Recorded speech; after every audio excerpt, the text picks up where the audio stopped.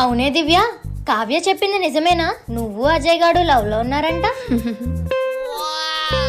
English అనే దాన్ని ఒక లాంగ్వేజ్ లా కాకుండా అదే మీరు అలవాటుగా చేసుకుని రోజు మాట్లాడుకుంటే మీకే వచ్చేస్తుంది.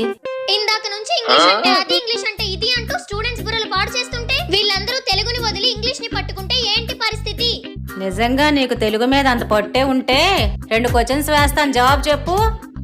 మార్తికి భయం అనుకున్నారా, లేక తను చెప్పలేదు అనుకున్నారా? మీరు ఏమైనా అడగండి, తను చెప్తుంది. మొబైల్ తెలుగులో ఏమంటారు? ఏమంటారు? సెల్ ఫోన్ అని అంటారు. ఆ మాత్రం కూడా తెలియకపోతే ఎలా మేడం? నీ మొహమే. తెలుగులో ఫోన్ ని చరవాణి అంటారు. ఇంకొకటి అడగండి మేడం. ఫ్రిడ్జ్ ని తెలుగులో ఏమంటారు? కూరగాయలు దాచుకునే డబ్బా అంటారు. నీ బొందే, నీ బొంద చద్ది పెట్టా అని అంటారు. నాకు తెలుసు మేడం, మీకు తెలుసా లేదని టెస్ట్ చేశాను అంతే. ఓవర్ యాక్షన్ చేయకో, కూర్చో.